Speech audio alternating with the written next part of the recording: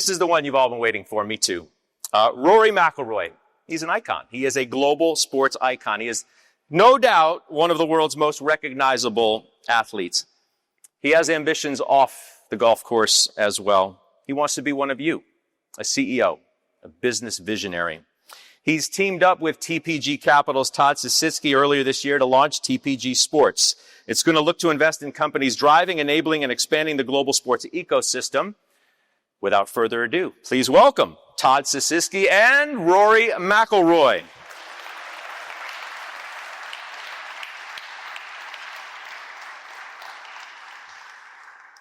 Thanks for being here. Thank you. Roris, Scott, welcome, please. All right, we've been waiting for this. This is going to be fun because, man, you've had a year. And we're gonna get to golf. But what do you think of your new CEO, by the way? I like him. He's got a lot of ambition. He might ruffle a few feathers along the way, but I think the PGA Tour is going to end up in a good spot under his leadership. Do you think some feathers need to be ruffled along the way? Do you think there's some changes that need to happen? I think so.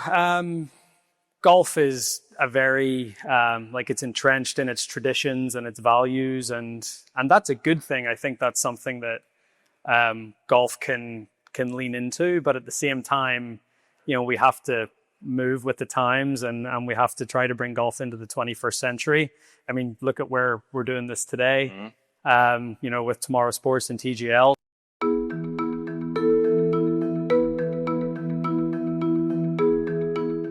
But let's start talking about your life after golf, which is starting while you're playing. How did your business relationship with TPG come together?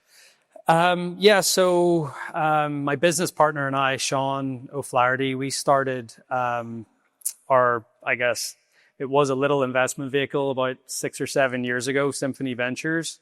And along that journey and along the way, we met a few individuals from TPG, one being a partner, Jeff Rhodes. I played in a pro-am with him at Quail Hollow, I think, in 2019. And it sort of was just this relationship that developed organically. And Jeff and Todd run TPG's healthcare endeavors, and we invested alongside TPG in a couple of their healthcare investments and one of their golf investments as well, Troon Golf. And it's just been a relationship that's really, really developed over the years. And I feel like it was great synergy. Sean and I were at a bit of a crossroads with what we do in terms of do we keep committing our own capital to fund these investments, or do we try to partner with someone, or do we try to raise our own fund? Or we had a few different options on the table, but we sort of put our heads together with the guys from TPG, and they were thinking about starting a sports strategy, and it just seemed to all come together pretty nicely. Todd, what kinds of things do you think you'll invest in?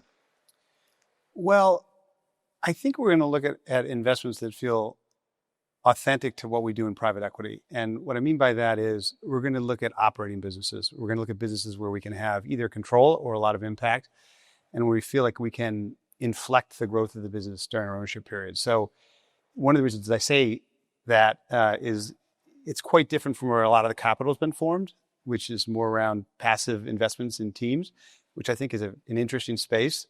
Certainly, it's just not the area that we feel we're particularly well suited to. So as we look at what has been a growing pipeline, there are software businesses, there are a number of picks and shovel businesses, companies that serve the amateur sports area. These are not necessarily the most exciting, top of the funnel teams, but they're really interesting operating businesses. And partner with Rory and a few others, we feel like we can have a really significant impact on the broader sports. You want to have a voice. I mean, you want to be able to affect change where you want to? I think that there's a lot of opportunity. I think you have in sports a nice, steady, secular growth that's driving sports, but you also have these opportunities for step function growth and change, some driven by technology and technology adoption, some driven by just bringing a lot of resources and additional management talent. It has a lot of the characteristics of the sectors that that we've picked over the last 20 or 30 years, where we've had a lot of success. And to your point, a big part of that is creating value during your ownership period. What interests you, Rory, in that regard? The types of things you'll look at? So yeah, as Todd said, I think a lot of the capital that's been allocated in sports recently has been these minority investments in teams or in leagues. And what Sean and I feel like we bring to the table is we've been a part of building some businesses within sports. So whether it be TGL or Golf Pass in conjunction with NBC. And then we've also been involved intimately with some other businesses within sports that we feel like we've had a big impact on, more so from a strategic standpoint and something where we can really, put our heads together with the principles of those companies and really try to make a difference in the business. And that's something that I'm excited about, because then if I do invest in something, I really feel like I'm making a difference instead of, throwing some money at a team or whatever. I'm not saying that that's a bad thing, but, Sean and I have sort of liked to get our hands dirty, I guess, over the last few years. And we really feel like the best investments we've made are the ones that we've been very active in. You're still a young man, obviously, but as you grow older, as your time on the tour gets later, do you see yourself today as a golfer / business person, or are you still full dialed into, I want to win more majors and I want to do this and I didn't win that tournament and I'm going to go give it everything I have to continue the count? No, I think as long as I'm playing golf competitively, I will be a golfer first and foremost. Golf is the reason that I am on the stage. It's given me a platform to follow these different interests in my life. But as time goes on, and I used to be the young guy on tour, and I look around at myself now, and I'm not. And I've got the gray hairs to prove it. But I do see that that second part of my career, and I still feel like I can be a really good golfer for the next 5 to 10 years. But I'm still going to have half my life to live after that, and I don't want to hang up my clubs one day and sit at home and think about like, okay, what am I going to do next? So I think to put the wheels in motion, partnering with great firms like TPG, following my interests in investing, it sets me up for that second phase of life, which I think a lot of athletes, don't get there. And I want to, when I feel like I've done everything that I want to do in the game of golf, it'll be so nice to hopefully step into this other role, and it sort of be a smooth transition into that.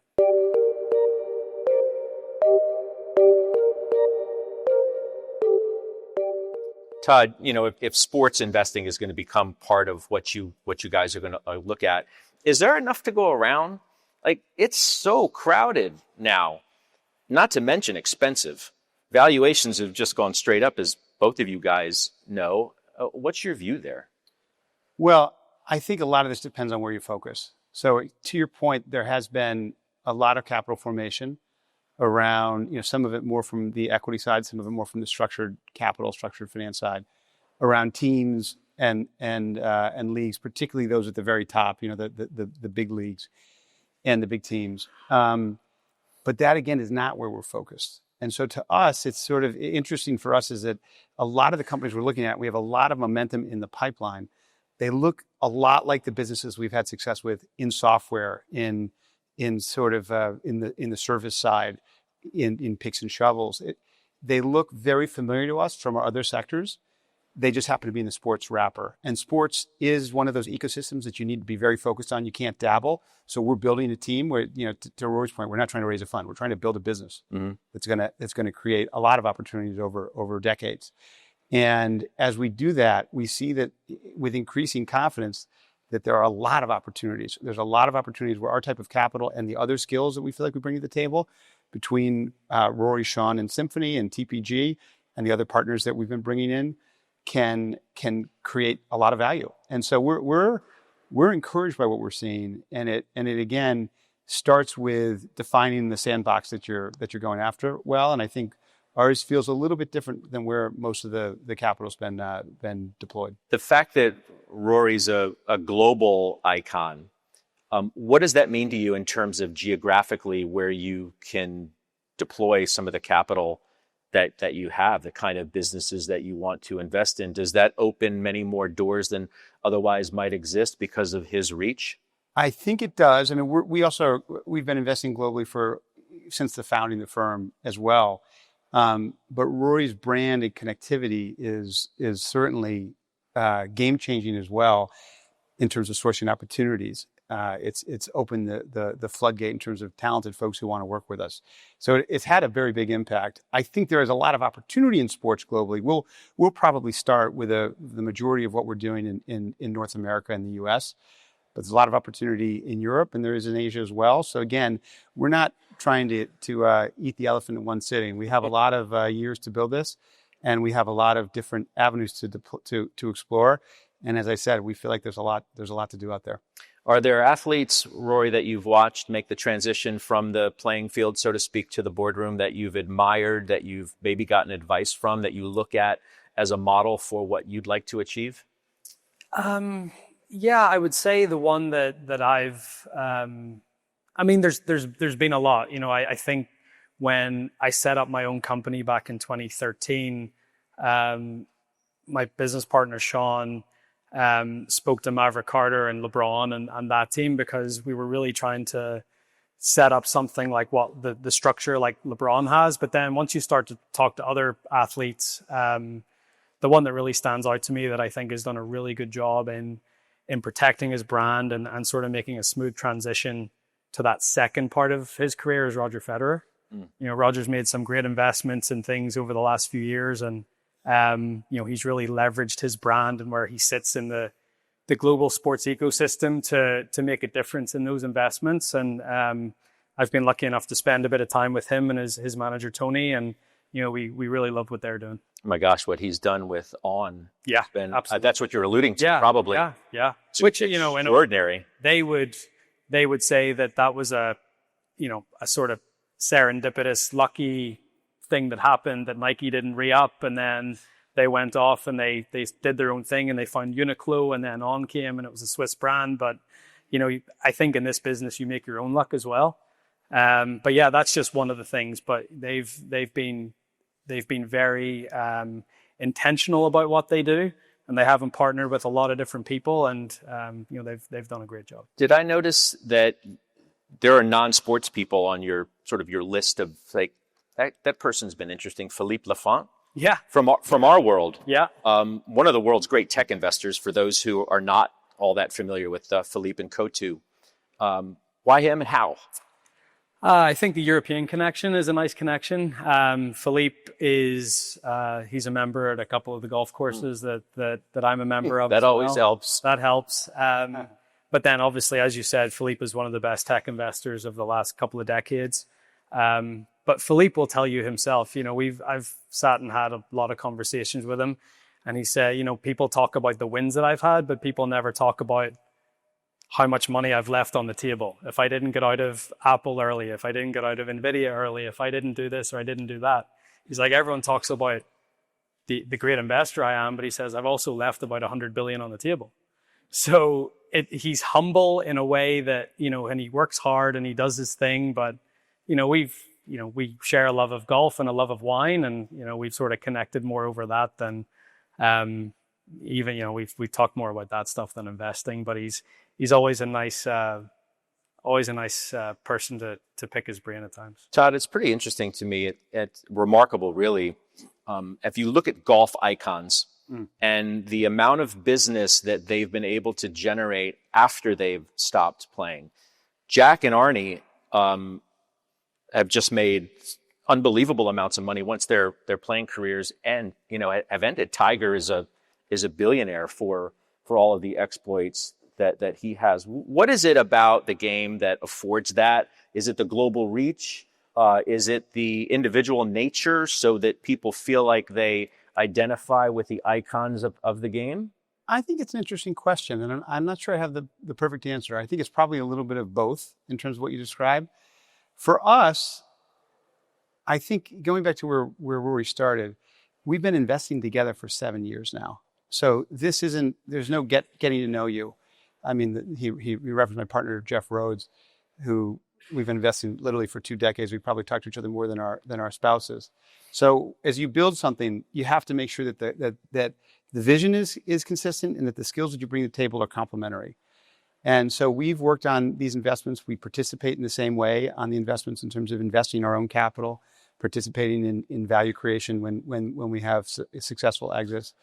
And so if there isn't a getting to know you exercise. This is sort of a partnership continued. And what we're really excited about is what we can do as we think about this in a very concentrated way. So we're going to be doing everything together in sports. But you are right that there seems to be an overlay in a few sports, one of which is certainly golf, in which there's a very sort of sophisticated, business-minded, long-term approach, which is at least what we aspire to at TPG as well, in the sectors which are relatively few that we try to be experts in.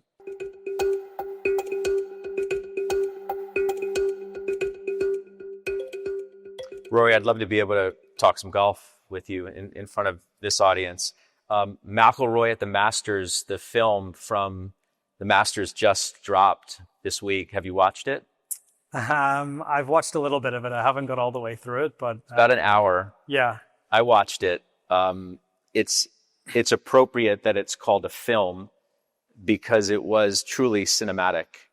When you made that putt, you hugged Poppy, and that walk that you did from your family to the clubhouse was extraordinary. And I'm wondering if you can put us back inside that moment. Yeah. The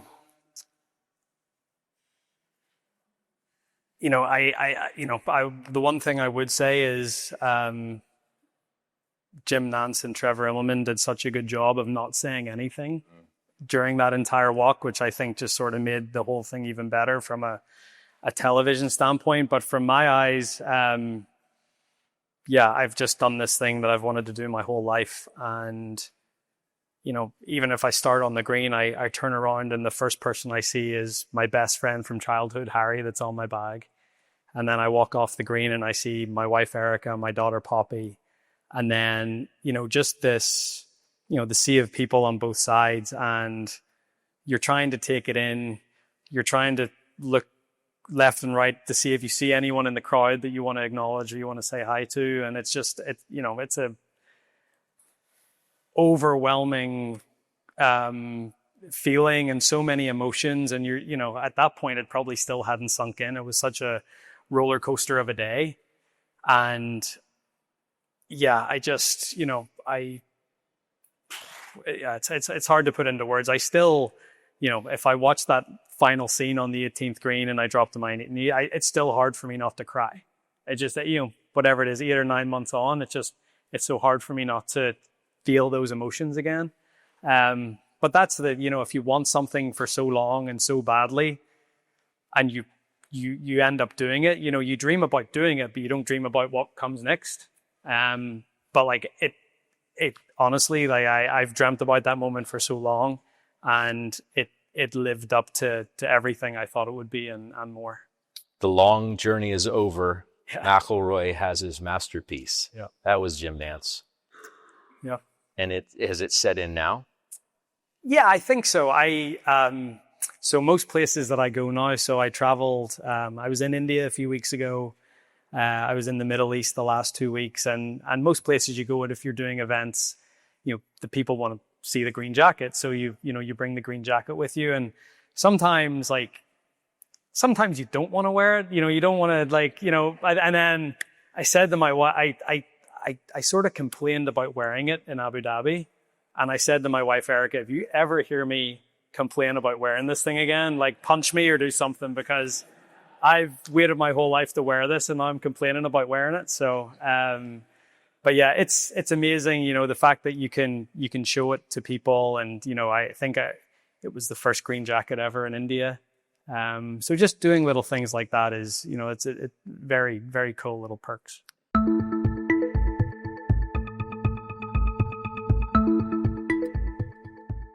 That was obviously just one of many highlights for Rory this year. Of course, defending the Ryder Cup and winning it on U.S. soil was obviously a big one.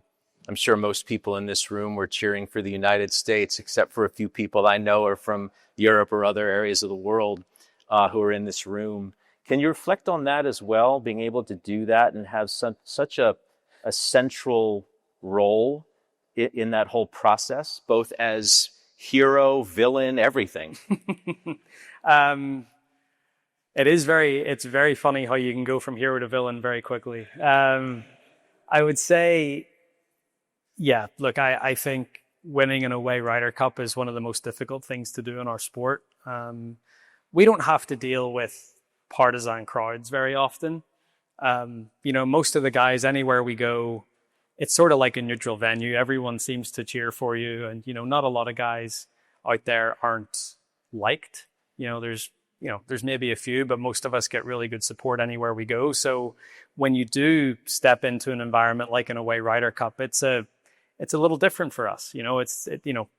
Football players or baseball players or any of the big sports, team sports, they deal with that on a weekly basis and we don't. So, just trying to get comfortable in that environment is one thing. And yeah, it's tough, but it's, as an individual sports person, to have that feeling of the team around you and the team support, especially when you go into an environment like that, that's a really nice thing to have. And, having watched the Ryder Cup back, it's amazing how well we played. We played great on the first day, but then the Americans came out on the second day and they played just as good as we did on Saturday morning. But everything they did, we would hit it closer, we would hold the putt after, and it was just like every single time. And, the one thing I've said post Ryder Cup is, I really don't want people to dwell on, some of the bad stuff or some of the scenes in the crowds, because I think it takes away from what a performance it was by the European Ryder Cup team. And we know the nature. I mean, every other sports person deals with that stuff, as I said, on a weekly basis. So, we just had to, have thick skin for that week. And I certainly let it get to me at some points, but, it makes it even nicer to be on the winning side after it.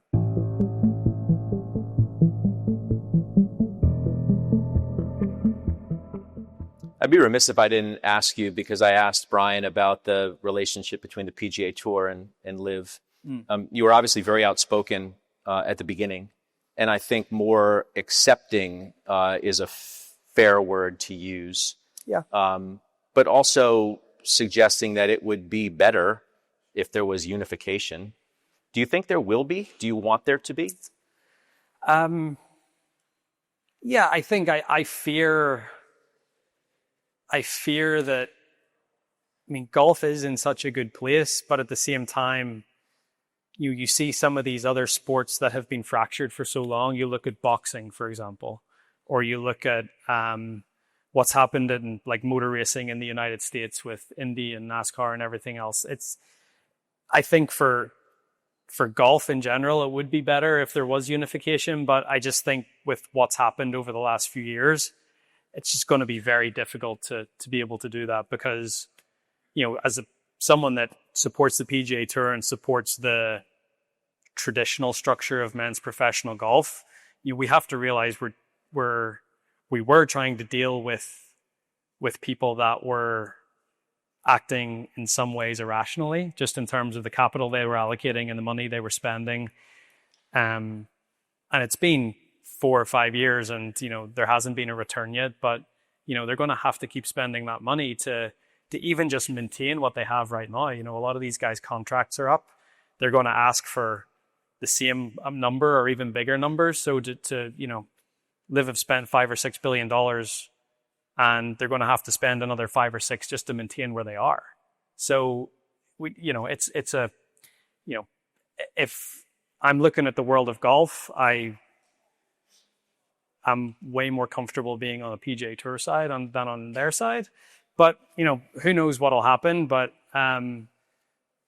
as I said, I think the leadership that Brian has shown already and where he wants the PGA Tour to go, I think everyone on the PGA Tour is, feels like we're in a good place and trust that his guidance and leadership will position us in the right place.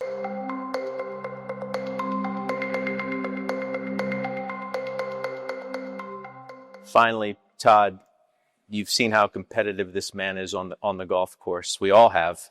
Will he be that the same way when it comes to making deals? Well, I think we've already seen it as his partner. I mean, he and his team are, they leave nothing on the field, which is great. Because again, a lot of the value, some of it's making deals, but a lot of the value is what you do after, how consistent your follow through is, how often you show up, how you show up. And that's probably the part of this that I'm most excited about. Well, we're excited to see what you do in this new endeavor. And of course, we'll continue to follow you every week on the tour. Thank you. Rory McIlroy, Todd Sisitsky, thanks so much. Thank you.